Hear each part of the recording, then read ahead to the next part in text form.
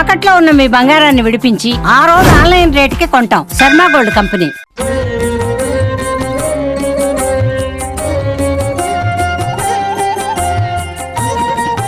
ఈరోజు వరలక్ష్మి సందర్భంగా ఈరోజు సత్యగంగమ్మ గుడిలో అమ్మవారిని 6 లక్షల రూపాయలతో అలంకరించడం జరిగింది.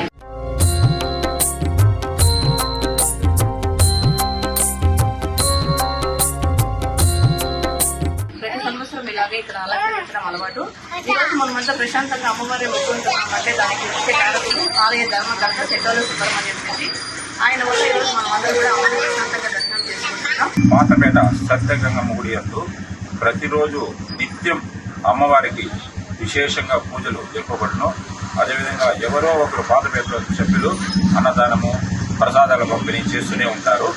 అదేవిధంగా ఈ గుడి ధర్మకర్త అయిన సెట్టోలు సుబ్రహ్మణ్యం మనవరాలు మీనాక్షి గత దాదాపుగా 10 సంవత్సరాలుగా పూజా కార్యక్రమాలు రెగ్యులర్గా చేస్తూ శుక్రవారం విశేష అలంకారం చేస్తూ ఉంటారు.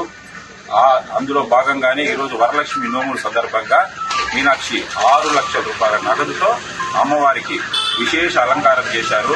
అది చూడడానికి కనుల పండుగగా ఉంది. పలమనేరులోని భక్తజనులందరూ అమ్మవారి గుడిని సందర్శించి అమ్మవారి కృపకి పాత్రలు కావాలని పలమనేరు ప్రజలందరికీ వరలక్ష్మి నోముల శుభాకాంక్షలు తెలియజేస్తున్నాను.